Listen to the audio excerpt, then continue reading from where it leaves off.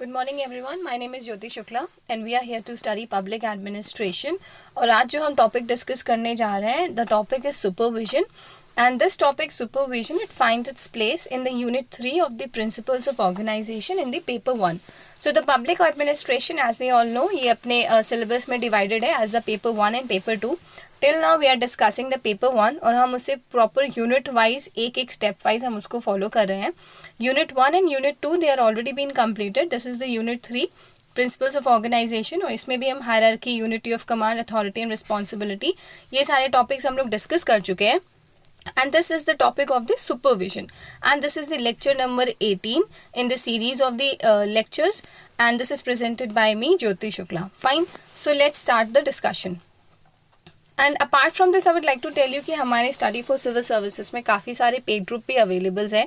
तो आपको जो भी ज़रूरत है जिस भी सब्जेक्ट से रिगार्डिंग, आप वहाँ पे जा सकते हैं, वेबसाइट को विजिट कर सकते हैं, देख सकते हैं कि कौन सा जो पेड ग्रुप है वो आपके लिए ज़्यादा बेनिफिशियल है. And apart from the paid groups we are also giving so many of the test series जो काफ़ी ज़्यादा लोगों को हेल्पफुल भी रही हैं. So please go and visit the website in case of any query. Now we start with our topic. जो हमारा टॉपिक है आज का, that is supervision. So first of all we will start with the meaning of the topic. ठीक है, तो act of overseeing and managing the employees in the work place is supervision. कि अगर हम ये सोचते हैं कि एग्जैक्टली सुपरविजन है क्या, ठीक है, तो सुपरविजन को अगर एज अ मीनिंग हम फाइंड आउट करने की कोशिश करते हैं, then the act of overseeing and the managing employees in the work place is called supervision. कि सुपरविजन क्या है? सुपरविजन और कुछ भी नहीं है, it is merely the act of overseeing. यानी कि कोई काम जो कि हमारे ऑर्गेनाइजेशन में अगर हो रहा है, वो किस तरीके से काम हो रहा है, उस काम की जो देख रेख है कि किस तरीके से काम को होना चाहिए, और एम्प्लॉयज़ को जो मैनेज करना है वर्क प्लेस में, वो सुपरविजन कहलाता है. ठीक है. Now the supervisory management is offered as a common course in many business and the trade schools in order to train people to work in a supervisory capacity and effectively manage the workforce in a company. Also, जब जो ये supervisory management course है, तो ये जो supervisory management है as a course, it is also available in many of the management schools. कि जब हम मैनेजमेंट कोर्सेज की बात करते हैं, तो nowadays there are so many management courses available. काफ़ी सारे अवेलेबल है मार्केट में, हमें पता होगा. काफ़ी सारे बी स्कूल्स हैं जो अलग अलग कोर्सेज को प्रोवाइड कराते हैं, चाहे वो होटल मैनेजमेंट हो, वो फाइनेंस मैनेजमेंट हो, वो पर्सनल मैनेजमेंट हो, या फिर वो मार्केटिंग मैनेजमेंट से रिलेटेड हो. तो उसी तरीके से supervisory management it also finds place in the academy in the form of the supervisory management as a subject. कहाँ पे? बहुत सारे बिजनेस और ट्रेड स्कूल्स में. ठीक है, और ये इसका काम क्या होता है? अगर हम सुपरवाइजरी मैनेजमेंट को as a course, as a topic offer कर रहे हैं, तो इसका काम होगा that it will train the people to work in a supervisory capacity and effectively manage the workforce in a company. तो कहने का मतलब ये है कि अगर कोई इंसान कल को किसी ऑर्गेनाइजेशन में या कंपनी में एज अ सुपरवाइजर अपॉइंट होता है, एज अ सुपरवाइजर सेलेक्ट होता है, तो ये कोर्सेज के करने के बाद में that person will increase his supervisory capacity. जो अपनी सुपरवाइजरी जो कैपेसिटी है उसको वो इंक्रीज कर पाएगा, और अपनी जो वर्कफोर्स है उसको इफेक्टिवली मैनेज भी कर पाएगा अपनी कंपनी में. ठीक है, तो the act of overseeing and managing the employees in the work place is called supervision. So basic जो मीनिंग है हमारी सुपरविजन की वो हमारी क्लियर है. वो क्या कहती है? वो ये कहती है कि हमारे एम्प्लॉयज़ जो कि वर्क प्लेस में काम कर रहे हैं, उनके काम को देखना, उनको मैनेज करना ही सुपरविजन कहलाता है. और सुपरवाइजरी मैनेजमेंट क्या है? Supervisory management as a common course बहुत सारे बिजनेस और ट्रेड स्कूल्स में अवेलेबल है, जो कि लोगों को ट्रेन करता है उनकी सुपरवाइजरी कैपेसिटी को रियलाइज करने में, ताकि वो अपनी कंपनी में जा कर के अपने वर्कफोर्स को इफेक्टिवली मैनेज कर सकें. Okay, so with this we are done with the meaning of the supervision. Okay, now when we are done with the meaning of the supervision, so let's see the next slide. So the word supervision, it is used in two elements. कि जब हम supervision की बात करते हैं, तो ये basically use होता है दो elements में. कहाँ पे? तो पहला जो हमारा element है, that is element of the direction. So in the element of direction, the supervision is one of the elements of the direction besides motivation, leadership and communication. तो as a element of direction जब हम supervision को देखते हैं, so basically what is supervision? Supervision is the act of overseeing the work and the workforce in the organisation, ठीक है। तो जब हम सुपरविजन को एक एलिमेंट ऑफ डायरेक्शन की तरह देखते हैं तो वो किस तरीके से काम करता है, वो मोटिवेशन, लीडरशिप और कम्युनिकेशन के बिसाइड्स यानी कि उनके अलावा काम करता है, ठीक है। जब एक सुपरवाइजर होता है, अगर वो किसी सुपरविजन की पोजीशन में है, सो सुपरवाइजर हम बेसिकली उस इंसान को नाम देते हैं जो कि सुपरविजन करता है, लेकिन ये जो सुपरविजन का हमारा काम है, it is done by every manager at every level in the organisation. कि कोई भी इंसान वो किसी भी पोजीशन पे बैठा हो, अगर उसके अंडर में सबॉर्डिनेट्स हैं, ठीक है, अगर वो डायरेक्शंस दे रहा है किसी को, तो जाहिर सी बात है कि ये जो सुपरविजन का एलिमेंट है वो भी वहाँ पे ऑटोमेटिकली वर्क करता है, ठीक है। लेकिन कुछ ऑर्गेनाइजेशंस में, जैसे कि हम आगे भी देखेंगे यहाँ पे, कि सुपरवाइजर्स की भी पोजीशन होती है। तो सुपरवाइजर की जो पोजीशन होती है जनरली, तो वो एक ऑर्गेनाइजेशन में काफ़ी निचले स्तर पे होती है, वो काफ़ी नीचे लेवल पे होती है, और उनके नीचे काम करते हैं वर्कफोर्स, यानी कि जो वर्कर्स होते हैं, जो कि non managerial, non technical background से होते हैं, वो जो वर्कर्स काम करते हैं उनको सुपरवाइज करने के लिए एक सुपरवाइजर रखा जाता है। लेकिन जनरली जो ये सुपरविजन का काम है, it is done by every manager at every level of the management in the organization, okay. So ना सुपरविजन जब वो as an element of direction काम करता है, then it works besides the motivation, leadership and communication. It is performed at all the levels of management. जैसे कि हम लोगों ने अभी डिस्कस किया कि जो ये सुपरविजन है, ये मैनेजमेंट के हर एक लेवल पे काम करता है, as it means guiding the efforts of the employees and other resources to achieve the desired output. और ये क्या करता है, ये जो एम्प्लॉयज़ होते हैं उनके एफर्ट्स को गाइड करता है, जो बाकी के रिसोर्सेज हैं उनको गाइड करता है to achieve the desired output, की जो डिज़ायर्ड आउटपुट है उसको अचीव करने के लिए, ठीक है, यहाँ पे सुपरविजन का काम होता है। सो it is performed at all the levels of management, कि जितने भी लेवल्स हैं मैनेजमेंट के, उनके ऊपर वो काम करता है। किस तरीके से काम करता है, वो जितने भी वर्कफोर्स हैं उनके एफर्ट्स को गाइड करने में काम करता है, जितने भी रिसोर्सेज होते हैं अलग अलग उनको मैनेज करने में काम करता है, ताकि एक डिज़ायर्ड आउटपुट जो ऑर्गेनाइजेशन का है वो अचीव किया जा सके, okay. Now it is this narrower in scope than the direction. तो अगर हम उसे एज एन डायरेक्शन की बात करते हैं तो इसका जो स्कोप है वो थोड़ा सा नैरो है than the scope of the direction, क्योंकि डायरेक्शन में जो है हम काफ़ी सारे इंस्ट्रक्शंस देते हैं, रूल्स जो भी रूल्स एंड रेगुलेशंस हैं उनको फॉलो करते हैं, प्रॉपर कमांड्स दिए जाते हैं। सो जब हम सुपरविजन को as an element of direction देखते हैं, ठीक है, जब वो एक डायरेक्शन का सिर्फ एक एलिमेंट की तरह काम कर रहा है, तब उसका स्कोप जो है वो डायरेक्शन से नैरो है। लेकिन आगे चल के हम देखेंगे कि जब हम उसके सारे एलिमेंट्स को देखते हैं सुपरविजन के, कि सुपरविजन किस तरीके से होता है, उसमें क्या क्या चीज़ें इन्वॉल्व होती हैं, तो वहाँ पर उसका जो स्कोप है वो डायरेक्शन से ब्रॉड हो जाता है, ठीक है। Now the functions performed by the supervisor. So what are the functions which are performed by the supervisor? कि अगर वो कौन कौन से फंक्शंस हैं जो सुपरवाइजर से परफॉर्म किए जाते हैं for the sake of the supervision. So supervision means to carry out the managerial functions of the planning, organising etcetera at the various levels of management. कि जितने भी वेरियस लेवल्स होते हैं मैनेजमेंट के, उन सब के अलग अलग लेवल पे जो है जो मैनेजरियल फंक्शंस कैरी होते हैं, किस चीज़ का, प्लानिंग का, ऑर्गेनाइजिंग का, इन सब का, तो वहाँ पे सुपरविजन होता है, ठीक है। सो सुपरविजन बेसिकली होता किसके थ्रू है, तो सुपरविजन होता है, it is done through the functions of the planning, organizing, etc. at various levels of the management. Now the managers at the top supervise the activities of the middle class managers, who supervise the activities of the lower level management, who finally supervise the conduct of the non-managers, that is the employees and the workers of the organization. अब हम यहाँ पे जो देखते हैं, जैसे कि हमने पहले वाले पॉइंट में देखा था कि supervision it works at all the levels of management, ठीक है। तो वही बात यहाँ पे भी आती है कि वो मैनेजर्स जो कि टॉप लेवल पे मैनेजमेंट में बैठे हुए हैं, वो किसकी एक्टिविटीज़ को सुपरवाइज करते हैं, किनकी एक्टिविटीज़ को देखते हैं, वो देखते हैं जो उनसे मिडिल क्लास के जो मैनेजर्स होते हैं उनकी एक्टिविटीज़ को। जो मिडिल लेवल मैनेजर्स होते हैं किसी भी ऑर्गेनाइजेशन में, वो सुपरवाइज करते हैं लोअर लेवल के मैनेजमेंट की एक्टिविटीज़ को, और जो लोअर लेवल मैनेजमेंट पे जो मैनेजर्स बैठे होते हैं वो फाइनली सुपरवाइज करते हैं नॉन मैनेजर्स के कंडक्ट को, यानी कि जो एम्प्लॉयज़ और वर्कर्स होते हैं ऑर्गेनाइजेशन में उनको, ठीक है। सो जो बेसिकली ये सुपरविजन का काम है वो क्या होता है, वो हर एक लेवल के मैनेजमेंट पे होता है, चाहे टॉप लेवल मैनेजर्स हो, चाहे मिडिल लेवल मैनेजर्स हो, चाहे लोअर लेवल मैनेजर्स हो, ठीक है।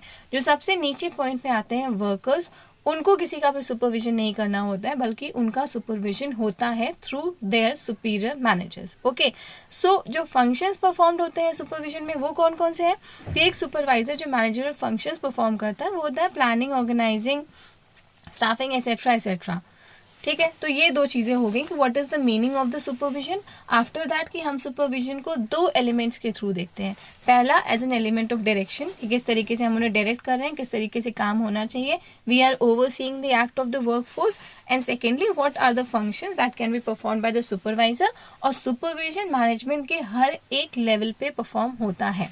Okay, Now the term supervisor is generally associated with the manager at the lowest level who supervise the activities of worker. Okay, तो जैसे हमने अभी अपना पढ़ा था कि जो, जैसे कि मैंने अभी कहा था कि जो सुपरवाइज़र बेसिकली होता है, कई बार एक ऑर्गेनाइजेशन में एक पोजीशन होती है सुपरवाइज़र की, ठीक है।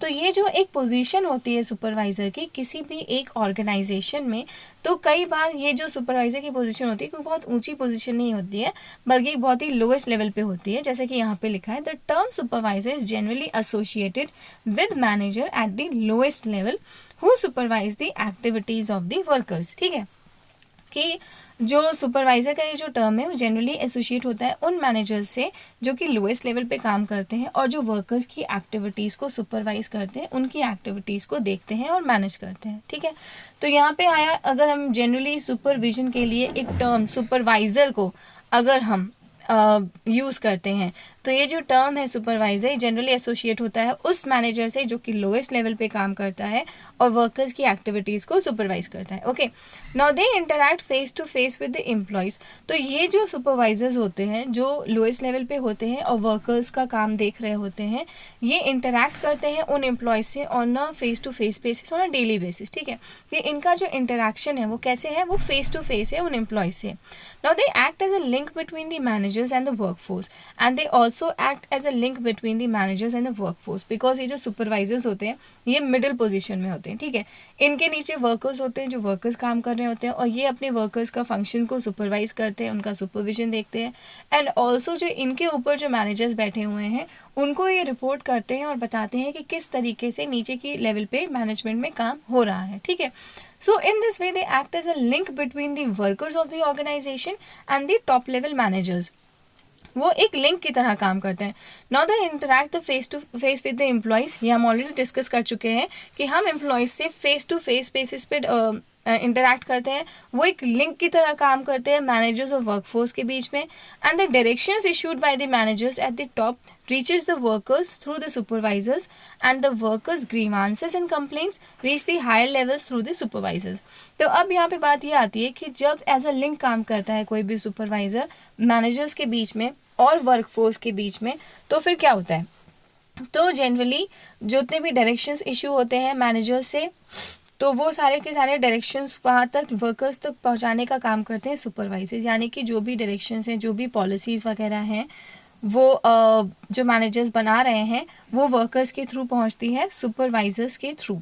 ठीक है, और जो वर्कर्स की ग्रीवांसेस हैं, उनके जो कंप्लेंट्स हैं कि किस तरीके से काम की पोजीशन होनी चाहिए, क्या होना चाहिए, उनको कहाँ कहाँ पे दिक्कतें आ रही हैं, कौन सी वो बेटर टेक्नोलॉजी या मशीनरी है जिसके काम से वो जो है अपने काम को और बेहतर कर सकते हैं, तो ये सारी जो चीज़ें हैं वो हायर लेवल्स पे भी पहुंचती है through the supervisors. And hence the supervisors they act as a link between the So the managers they act as a link between the managers and the workforce. तो जब वो एक लिंक की तरह काम करते हैं मैनेजर्स और वर्कफोर्स के बीच में, तो क्या होता है कि जो डायरेक्शंस इशू होते हैं मैनेजर्स के थ्रू टॉप लेवल पे, वो वर्कर्स तक पहुंचाने का काम करते हैं सुपरवाइजर्स, और जो भी वर्कर्स के जो ग्रीवांसेस हैं या फिर जो कंप्लेंट्स हैं वो हायर लेवल्स तक जो पहुंचाने का, मैनेजमेंट के हायर लेवल्स तक पहुंचाने का काम भी सुपरवाइजर्स करते हैं। ठीक है, तो hence they act as a link between the workers and the higher level management and the managers. तो सुपरवाइजर्स क्या करते हैं, they communicate with the workers and perform all the managerial functions of the planning, organising, staffing and controlling the activities.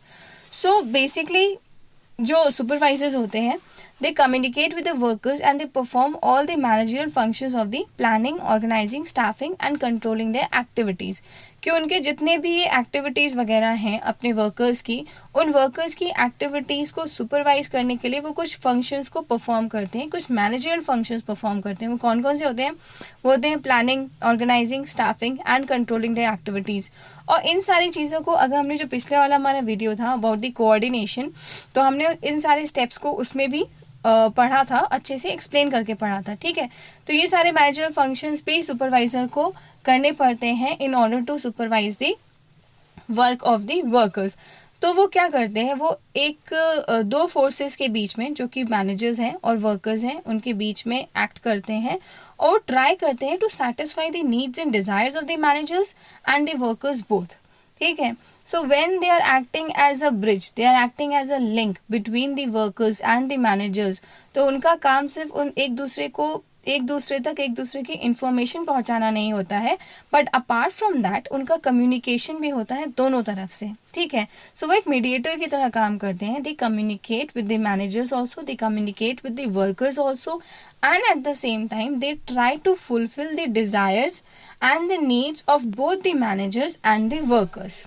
Okay, now the supervisors they specialises in behavioural sciences. How, जब हम यहाँ पे ये बात करते हैं कि जो सुपरवाइजर्स हैं वो बिहेवियरल साइंसेस में स्पेशलाइज करते हैं, तो किस तरीके से? Because they attempt to bring together from a variety of discipline those concepts, theories and research that may be useful to people in making the decision about the behavior of the individuals and groups. So see, when the supervisors they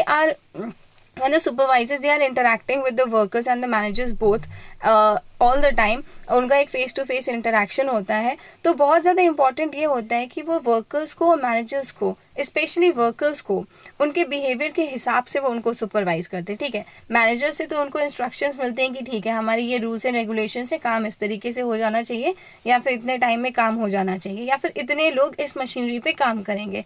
इस सारी information को workers तक पहुंचाने का काम करते हैं supervisors. लेकिन जिनसे सबसे ज़्यादा इंटरेक्शन होता है सुपरवाइजर्स का, वो होता है वर्कर्स का। हाउ, बिकॉज वर्कर्स को वो देखते हैं कि उनको जो काम करवाना है तो फिर किस तरीके से करवाना है, and also when it is done with the workers, तो उनके बिहेवियर को एनालाइज करके उनके बिहेवियर के हिसाब से they get the work done. ठीक है, and hence they take the help from variety of the discipline, concepts, theories and research, कि वो बहुत सारे जो कंसेप्ट्स होते हैं, थ्योरीज होते हैं, रिसर्च होते हैं, उनकी मदद से उनके बिहेवियर को समझने की कोशिश करते हैं ताकि वो बहुत ज़्यादा यूजफुल रहे डिसीजन मेकिंग में। ठीक है, so it helps the supervisor in making the decision about the behaviour of the individuals and the groups, कि जितने भी उनके जो वर्कर्स हैं, चाहे वो ग्रुप्स में हैं या फिर इंडिविजुअल्स में हैं, उनके बिहेवियर को वो समझने में हेल्प करते हैं। इसीलिए हम सुपरवाइजर्स को कहते हैं कि वो बिहेवियरल साइंसेस में स्पेशलाइज करते हैं, and they are specialist in the behavioural scientist. कैसे? बिकॉज वो एनालाइज करते हैं और इंटरप्रेट करते हैं ह्यूमन बिहेवियर को to get the work through them. तो जब वो as a behavioural scientist behave करते हैं, the supervisors, when they use the human behaviour, when they analyse the behaviour of the workers, उनके बिहेवियर को एनालाइज करते हैं, उनको इंटरप्रेट करते हैं, तो बहुत ज़्यादा ज़रूरी होता है उनको समझना, इसलिए क्योंकि उनको उनसे काम करवाना है। ठीक है, काम निकलवाना है। जो वर्कर्स हैं वही आपका सारा का सारा काम कर रहे हैं, तो वो कैसे काम करेंगे, किन कंडीशंस में काम करेंगे, कैसे उनको वर्किंग कंडीशंस को और बेटर किया जा सकता है, वो कौन कौन सी चीज़ें हैं जो उनके लिए हेल्पफुल हैं या फिर हेल्पफुल नहीं है, तो इस चीज़ को हम कैसे देख सकते हैं? इस चीज़ को हम तब देख सकते हैं जब हम उनके बिहेवियर को थोड़ा सा समझ पाएंगे। ठीक है, सो सुपरवाइजर क्या काम करता है? वो उनके बिहेवियर को एनालाइज करता है, उनको इंटरप्रेट करता है, so that he can get the work done through them. Now the supervisor he thus deals with the relationships between the superiors and the subordinates, and hence वो इस तरीके से भी डील करता है कि वो सुपीरियर्स और सबऑर्डिनेट्स के बीच में एक रिलेशनशिप को बिल्डअप करने का काम कर सके और उन दोनों के बीच में एक रिलेशनशिप बिल्डअप हो पाए। ठीक है, in maintaining these relationship supervisors act as the behavioural scientist, and again in relationships को मेंटेन करने में जो सुपरवाइजर होता है वो एक बिहेवियरल साइंटिस्ट की तरह काम करता है। Okay, so hence we have seen these things कि supervisor he act as a link between the managers and the workers. Second, हमने ये देखा कि जो supervisor है वो workers के साथ में और managers के साथ में communicate करता है और अपने जो managerial functions हैं उनको perform करता है. Thirdly, हमने ये देखा कि जो supervisors होते हैं वो behavioral sciences में specializes करते हैं. क्यों? क्योंकि वो उनके behavior को analyze और interpret करके उनसे काम लेवाते हैं और वो subordinates और superiors के बीच में एक relationship को build up करते हैं through as a behavioral scientist. Okay, now we come to the objective of the supervision की अब अगर बात आती है कि objective क्या है supervision का, ठीक है, क्या क्या काम वो कर सकते हैं अगर supervision हो रहा है तो उससे हमारा organization में कौन कौन से objectives complete हो सकते हैं. So it helps the managers understand the workers goals and workers understand organizational goals through what when they are promoting the communication. ठीक है, तो जब हम ऑब्जेक्टिव ऑफ सुपरविजन की बात करते हैं तो यहाँ पे हमारे 4 पॉइंट्स हैं, that they promote the communication, they promote the motivation, they evaluate the performance and they improve the performance. ठीक है, तो हमारा पहला पॉइंट आता है which is to promote the communication. So a supervisor, he helps the managers to understand the workers goals। कि जो supervisor होता है वो मैनेजर्स को हेल्प करता है जो वर्कर्स हैं उनके गोल्स को समझने में, and at the same time वो वर्कर्स की भी मदद करता है to understand the organisational goals. ठीक है, कि ऑर्गेनाइजेशनल ने क्या गोल सेट किए हैं, हमें वर्कर्स को ये भी समझाना है, और वर्कर्स के अपने क्या इंडिविजुअल गोल्स हैं, हमें मैनेजर्स को ये भी समझाना है। So he try to satisfy each other's goals and thus contribute to the organizational productivity।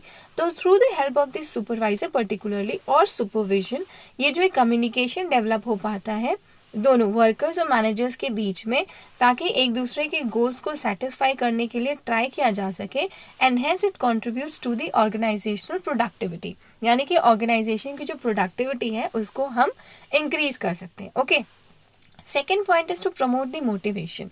Now the second point is this कि ये मोटिवेशन को प्रमोट करने में काम करते हैं। Okay, and it promotes the motivation। So supervision along with the two-way communication, it motivates the workers to achieve the organizational targets।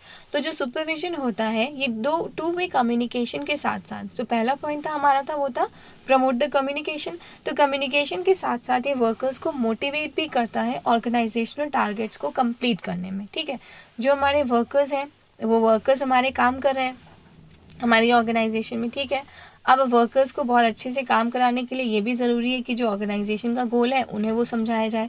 Secondly जो उनका गोल है वो मैनेजर्स को समझाया जाए। जब ये चीज़ हो जाती है through the communication is setup and it is developed and promoted, उसके बाद हम उन्हें मोटिवेट करने का काम करते हैं, क्योंकि जब हम उन्हें मोटिवेट करेंगे तो ना केवल सिर्फ उनके टारगेट्स कंप्लीट होंगे, उनके खुद के गोल और ऑर्गेनाइजेशनल के गोल कंप्लीट होंगे, बल्कि ऑर्गेनाइजेशन की जो प्रोडक्टिविटी है वो भी इंक्रीज होगी। ठीक है, third one is to evaluate the performance। So when supervision is done, so it helps in evaluating the performance। In fact not helps, बल्कि जो बेसिक काम होता है सुपरविजन का वो परफॉर्मेंस को evaluate करना ही होता है कि किस तरीके से काम हो रहा है या फिर किस तरीके से नहीं हो रहा है। ठीक है, so supervision evaluates the performance of the workers and determine their compensation packages।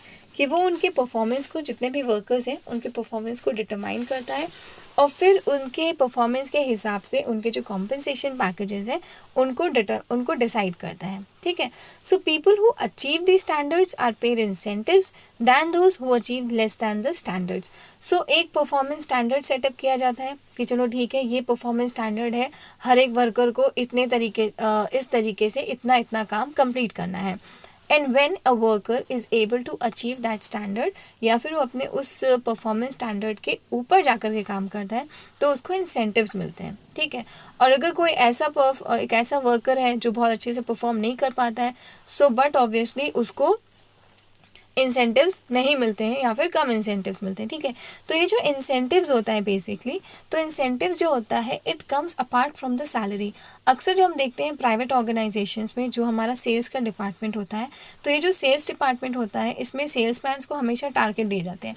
से फॉर सपोज कि अगर यूरिका फोर्ब्स का ये जो आपका वाटर प्यूरीफायर्स होते हैं, कोई वाटर प्यूरीफायर बेचने वाला सेल्समैन है, ठीक है, तो उनका जो मैनेजर होता है, सेल्स मैनेजर, वो उनको ये बात अच्छे से समझाता है कि इस मंथ में आपको कम से कम नहीं तो 50 वाटर प्यूरीफायर्स जो है वो आपको बेचने हैं। ठीक है, तो अगर कोई सेल्समैन है वो 50 वाटर प्यूरीफायर्स की बजाय 55 वाटर प्यूरीफायर्स बेच के आ जाता है, तो उसको जो सैलरी मिल रही होती है वो तो मिलती ही मिलती है, उसके साथ साथ अबव दैट सैलरी उसको इंसेंटिव भी मिलता है जो कि उसका कॉम्पनसेशन होता है, यानी कि उसका रिवॉर्ड होता है कि जो काम उसने किया है, अपने टारगेट को अचीव किया है या अपने टारगेट को सरपास किया है, तो उसके एवज में उसको इंसेंटिव्स मिलते हैं।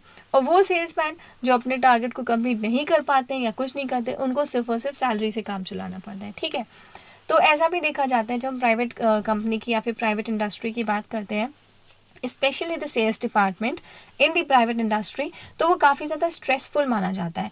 स्ट्रेसफुल फॉर द रीज़न क्योंकि यहाँ पे हमेशा टारगेट्स के हिसाब से काम होता है और लोगों के ऊपर बहुत ज़्यादा प्रेशर भी डाला जाता है उन टारगेट्स को कंप्लीट करने का। ठीक है, बट कई बार जब कुछ लोग बहुत ज़्यादा एफिशिएंट होते हैं अपने काम में या फिर उन टारगेट्स को बार बार अचीव करने में पॉसिबल हो जाते हैं, तो वो लोग सबसे ज़्यादा फ़ायदा भी उठाते हैं इन्हीं सेल्स की जॉब से, बिकॉज फिर उनको इंसेंटिव्स काफ़ी सारे मिलते हैं। और वो इंसेंटिव्स आज के टाइम पे सिर्फ पैसे के थ्रू नहीं होते हैं। ऐसा नहीं है कि आपको सिर्फ मॉनेटरी रिवॉर्ड मिलता है, बल्कि कभी कभी आपको हॉलीडे पैकेजेस भी मिल जाते हैं काफ़ी अच्छे अच्छे एज इंसेंटिव्स। ओके, सो तीसरा पॉइंट था हमारा टू इवैल्यूएट द परफॉर्मेंस। चौथा पॉइंट है हमारा to improve the performance. Okay, तो अब तो परफॉर्मेंस को इवैल्यूएट किया गया, उसके बाद ये आता है कि if workers are not able to achieve the targets then the supervision helps in guiding and improving the performance. कि अगर जो सुपरविजन है, जो वर्कर्स हैं वो अपने टारगेट्स को कंप्लीट नहीं कर पाते हैं, तो ऐसे सेंस में क्या किया जाएगा, ऐसे सेंस में जो सुपरविजन है वो उनको मदद करेगा उनके टारगेट्स को अचीव करने में। उनकी काउंसलिंग की जाएगी, उनको समझाया जाएगा कि आप किस तरीके से काम को कर सकते हैं सो दैट कि आप अपने टारगेट को पूरा कर सकें, आप अपने टारगेट को पा सकें। ठीक है, तो ये थे हमारे ऑब्जेक्टिव्स ऑफ सुपरविजन, जिसमें आता है कि कम्युनिकेशन किस तरीके से प्रमोट होता है, मोटिवेशन किस तरीके से प्रमोट होता है, परफॉर्मेंस को इवैल्यूएट करके उनको इंसेंटिव्स दिए जाते हैं, और चौथा है कि अगर वो अपना परफॉर्मेंस नहीं कर पाए हैं तो उनके परफॉर्मेंस को इम्प्रूव करने की कोशिश की जाती है। ठीक है, फिर है मेथड्स ऑफ सुपरविजन।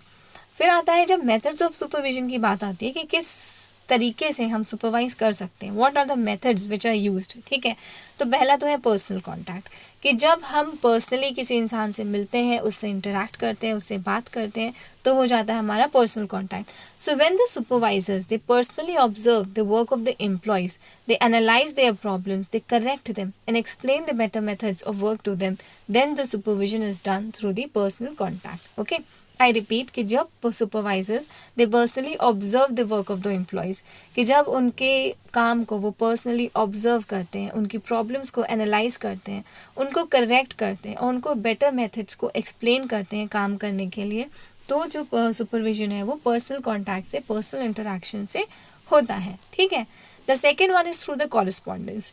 तो जो कॉरेस्पॉन्डेंस है, supervisors they contact the employees through correspondence के। यहाँ पे आपको जो एक पर्सनल कांटेक्ट नहीं है, एक फेस टू फेस इंटरेक्शन नहीं है। यहाँ पे क्या होता है, यहाँ पे जो सुपरवाइजर होते हैं वो एम्प्लॉयज़ को कांटेक्ट करते हैं कॉरेस्पॉन्डेंस के थ्रू। कॉरेस्पॉन्डेंस का मतलब क्या होता है कि they send the instructions in writing and receive the written replies from them, कि वो उनको रिटन इंस्ट्रक्शंस देते हैं, राइटिंग के फॉर्म में होता है, और बदले में उनसे रिटन रिप्लाईज ही रिसीव करते हैं। ठीक है, तो यहाँ पे दो लोग आपस में मिल नहीं रहे हैं, लेकिन किस तरीके से उनके बीच में इंटरेक्शन हो रहा है, the interaction is being done in the written form, in the form of the written instructions and receiving the written replies। ठीक है, तो ये हो गया हमारा कॉरेस्पॉन्डेंस के थ्रू। पहला एक मेथड आता है हमारा पर्सनल कांटेक्ट के थ्रू, जब आप किसी से पर्सनली इंटरेक्ट करते हो, फेस टू फेस जाते हो। दूसरा आता है आपका कॉरेस्पॉन्डेंस के थ्रू, कि जब आप उसको जो है इंस्ट्रक्शंस जो है वो रिटन फॉर्म में होते हैं और रिटन फॉर्म में रिसीव किए जाते हैं।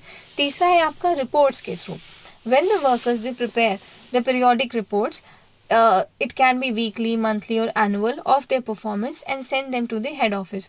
कि जितने भी वर्कर्स काम कर रहे होते हैं किसी ऑर्गेनाइजेशन में, उनकी हमेशा एक पीरियोडिक रिपोर्ट्स बनाई जाती हैं हर डिपार्टमेंट में, चाहे वो प्राइवेट डिपार्टमेंट हो या फिर पब्लिक डिपार्टमेंट हो। जितने भी पब्लिक डिपार्टमेंट के ऑफिस होते हैं, उन सब के भी जितने भी एम्प्लॉयज़ काम कर रहे होते हैं, सबकी पीरियोडिक रिपोर्ट्स बनती हैं। ठीक है, तो ये रिपोर्ट्स आपकी वीकली होती है, मंथली होती हैं, एनुअल भी होती हैं। अगर हम देखें अपने गवर्नमेंट डिपार्टमेंट की, so it can be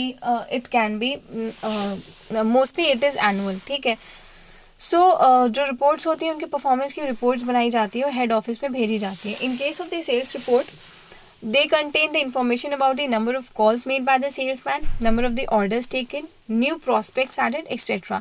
तो जब ये एक सेल्स रिपोर्ट होती है अगर किसी सेल्समैन की, तो उसमें ये कंटेन करते हैं कि कितनी नंबर ऑफ़ कॉल्स की दी एक सेल्समैन ने, कितने नंबर ऑफ़ ऑर्डर्स उसने लिए, उसको कौन कौन सी लीड्स मिली, कौन सी लीड्स उसकी कन्वर्ट हुई, कितने नए प्रॉस्पेक्ट्स एडेड हुए, एट्सेट्रा एट्सेट्रा। ये एक एग्जाम्पल है कि किस तरीके की रिपोर्ट भेजी जाती है। Now the sales supervisors he go through the reports, evaluate the salesman's performance and offer the sales advice to enhance their sales efforts। ठीक है, फिर उसके बाद जो होता है कि जो भी उनकी रिपोर्ट बनाएगी वो सेल्स सुपरवाइज़र को भेजेगी। तो जो सेल्स सुपरवाइज़र होता है, he goes through that report, salesman के परफॉर्मेंस को इवेल्युएट करता है and then he offers the sales advice, और फिर वो एक सेल्स एडवाइस देता है कि कहाँ पे आप अपनी चीज़ों को और बेहतर कर सकते हैं, and you can better your performance so that you can enhance your sales efforts and you can gain more of the goals. ठीक है, तो ये हुआ so it is done with the help of the reports.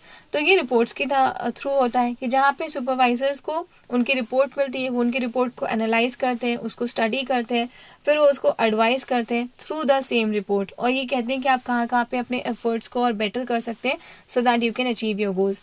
चौथा है हमारा telecommunication. Now since we are living in a 21st century and we have so many modern means of communication, चाहे वो हमारा टेलीमीडिया हो, electronic mails हो, हमारा voice mails हो, या फिर वीडियो कॉन्फ्रेंसिंग हो, तो इन सब के थ्रू क्या होता है, they help the supervisors to correspond with the workers, कि with the help of the technology, with the help of the telecommunication, जो सुपरवाइजर्स होते हैं वो वर्कर्स से बात कर पाते हैं, उनको उनकी चीज़ों को समझ पाते हैं, ठीक है।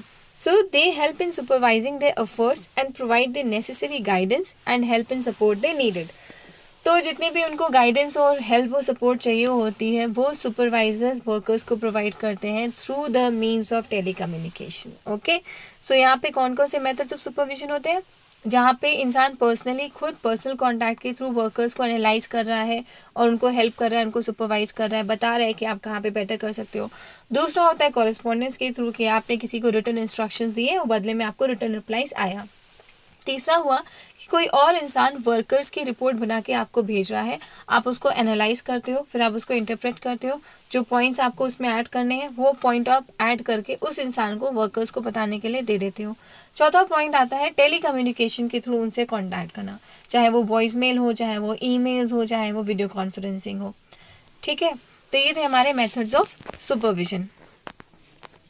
Now what are the functions of the supervisor. तो अब अगर हम बात करते हैं कि सुपरवाइजर के कौन कौन से फंक्शंस हो सकते हैं। So supervisors they act as a key person in the management. तो पहला आता है कि सुपरवाइजर्स एज की पर्सन इन द मैनेजमेंट, कि वो कैसे की पर्सन का काम करते हैं मैनेजमेंट में।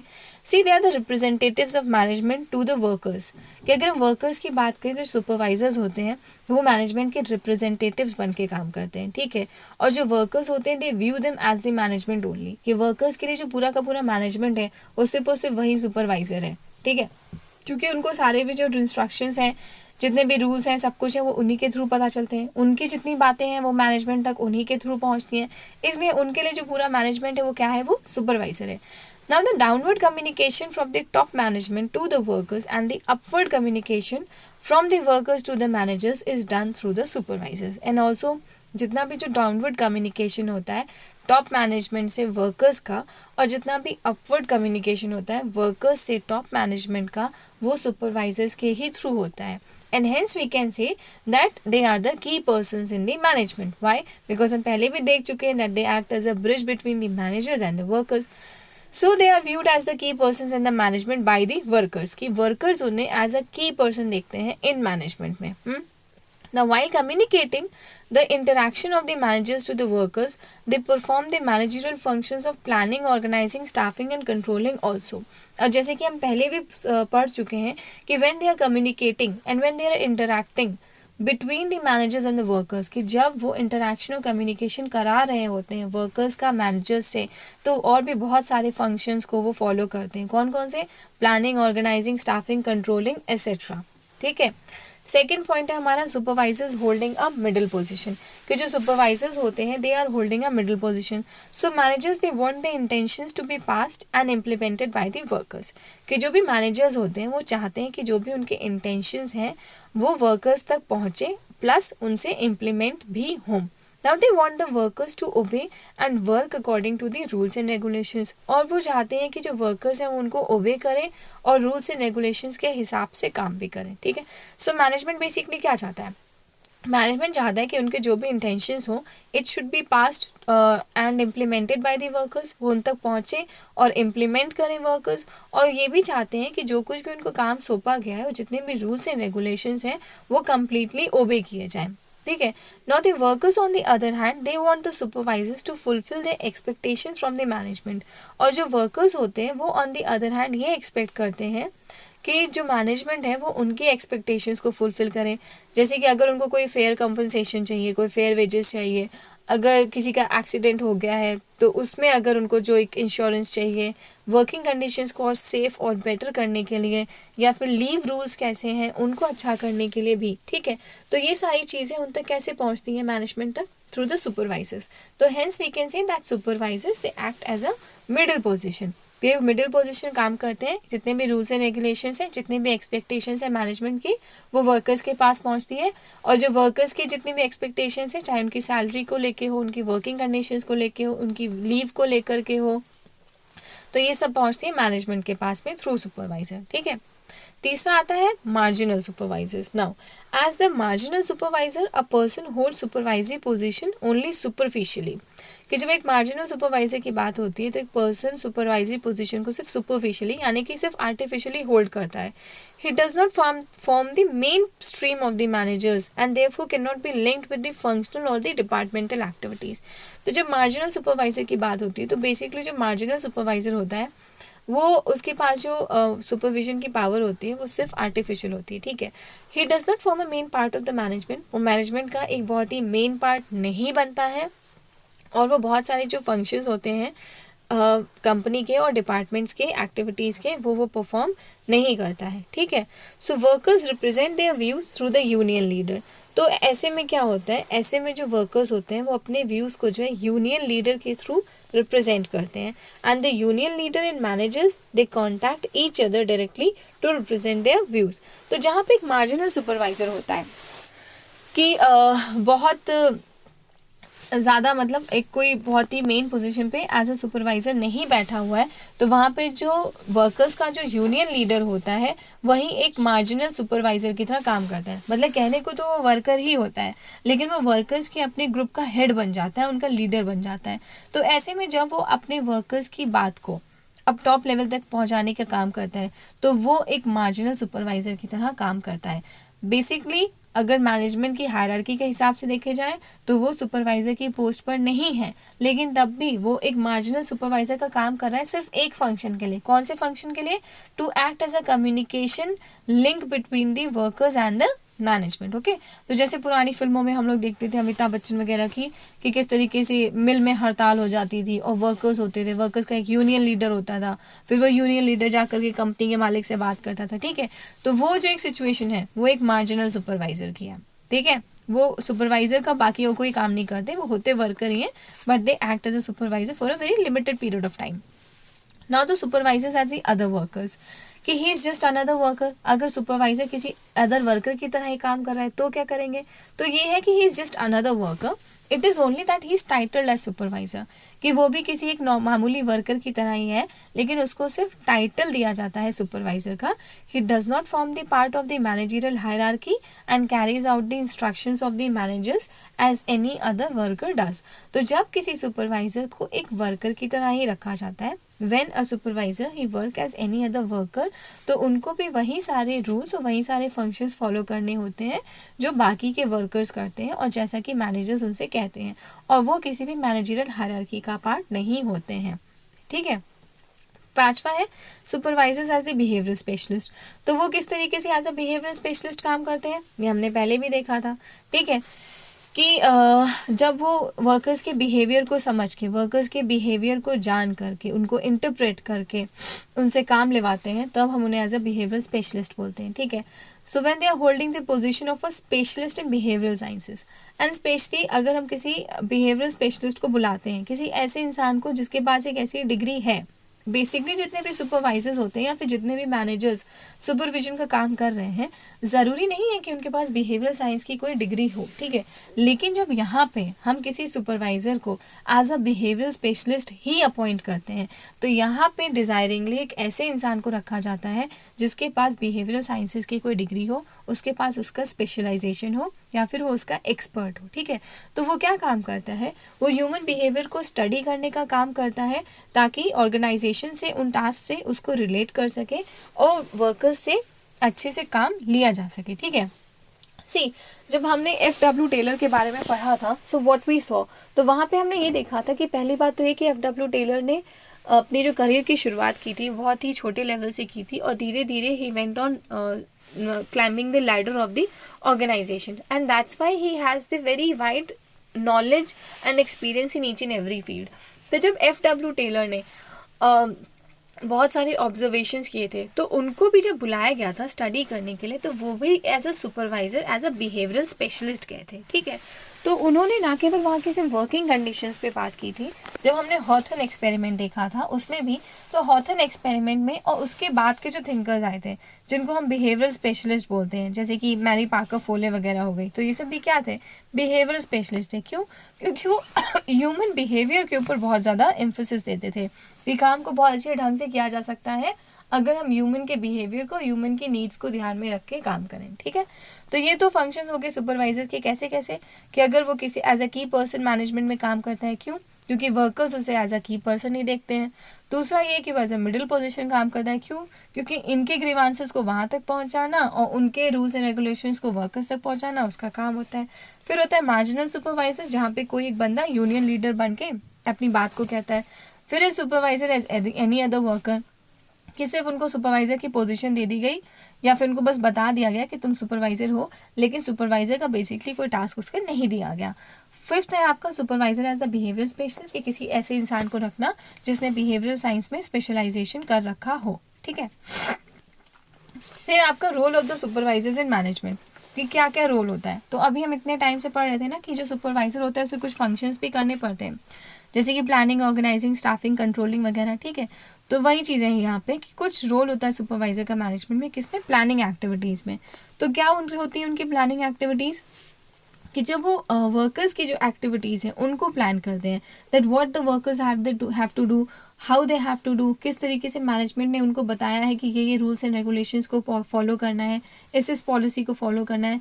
तो इस काम को करवाने में जो प्लानिंग इन्वॉल्व होती है वो प्लानिंग एक्टिविटी सुपरवाइज़र करता है, ठीक है। Second is the organising activities, when they organise the authority responsibility structure. तो ऑर्गेनाइजिंग एक्टिविटीज़ में वो क्या ऑर्गेनाइज करते हैं, वो जो अथॉरिटी रिस्पॉन्सिबिलिटी का जो स्ट्रक्चर है उसको उसको स्टैब्लिश करते हैं। अथॉरिटी किसकी? अथॉरिटी मैनेजमेंट के पास है। रिस्पॉन्सिबिलिटी किसकी? रिस्पॉन्सिबिलिटी वर्कर्स की है काम करने की, ठीक है। तो इस स्ट्रक्चर को वो स्टैब्लिश करते हैं and hence they organise it.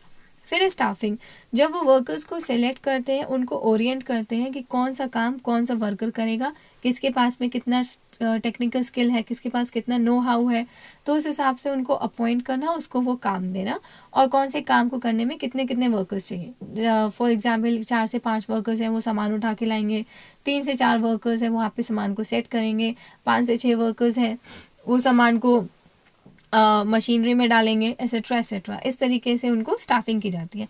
फिर एक कम्युनिकेशन के लिंक कितना काम करते हैं between the managers and workers, जो हम ऑलरेडी डिस्कस कर चुके हैं। फिर एक कंट्रोलिंग, तो कंट्रोलिंग वो इस तरीके से करते हैं कि जब जो टास्क परफॉर्म हो रहे होते हैं वर्कर्स के थ्रू, उसके लिए एक स्टैंडर्ड परफॉर्मेंस को सेट करना। जैसे कि हमने एग्जांपल दिया था सेल्स डिपार्टमेंट का प्राइवेट ऑर्गेनाइजेशंस में। तो जब प्राइवेट ऑर्गेनाइजेशंस में एक सेल्स का टारगेट डिसाइड होता है, उसी तरीके से जब वर्कर्स काम कर रहे होते हैं किसी फैक्ट्री में या किसी ऑर्गेनाइजेशन में, तो उनका एक परफॉर्मेंस स्टैंडर्ड होता है। कि जनरली भी हमने देखा होगा कि जब जॉब पे रखा जाता है तो इतना एक्सपेक्ट किया जाता है लोगों से कि सुबह 10 बजे से लेकर के शाम को 6 बजे तक इतना उन्हें काम करना है। कितना अमाउंट ऑफ काम है, कैसे होगा, वो तो ऑर्गेनाइजेशन में या फिर डे टू डे बेसिस पे डिसाइड होता है, पर एटलीस्ट एक ये स्टैंडर्ड होता है, सेट होता है कि सुबह 10 बजे से लेकर के शाम को 6 बजे तक तो काम करना ही करना है, ठीक है। तो हेंस इसी तरीके से काफ़ी अलग अलग स्टैंडर्ड परफॉर्मेंस होते हैं, टारगेट्स होते हैं जो कि सेट किए जाते हैं। तो इसकी कंट्रोलिंग का काम सुपरवाइजर को करना होता है, ठीक है। Then the last one is the human behaviour, कि उनके ग्रीवांसेस को, उनकी प्रॉब्लम्स को समझ के उसको दूर करना, उसको एड्रेस करना मैनेजमेंट के सामने। तो यहाँ पे वो ह्यूमन बिहेवियर को समझने का भी काम करते हैं, ठीक है। तो role of supervisors in management हो गया, जहाँ पे हमने planning, organising, staffing, communication, controlling और ह्यूमन बिहेवियर को स्टडी किया, ठीक है। So with this we are done with this topic supervision. कभी कभी हो सकता है कि एग्जाम में आपको ये एक शॉर्ट नोट ही लिखने पे आ जाए, कोई ज़रूरी नहीं कि इतना बड़ा है, but still you should know each and every aspect of the supervision, कि अगर कल को एक छोटे क्वेश्चन को भी एक बड़ा क्वेश्चन बना करके पूछा जा सके, तो ज़रूरी नहीं है कि आपने उसकी खाली मीनिंग पढ़ लिया, एक पैराग्राफ पढ़ लिया, so in that case you won't be able to write a good answer. Specially in UPPSC I am telling you, because वो थियोरेटिकल ही पूछते हैं। यूपीएससी की जब बात करते हैं तो यूपीएससी क्वेश्चंस को घुमा के पूछता है, मतलब आपको उसके स्टेटमेंट को पढ़ना होता है, then you have to analyse कि हाँ एग्जैक्टली हमको उसमें लिखना क्या है या फिर वो कौन से टॉपिक की बात कर रहे हैं। ठीक है, तो we are done with this topic supervision. Till then bye.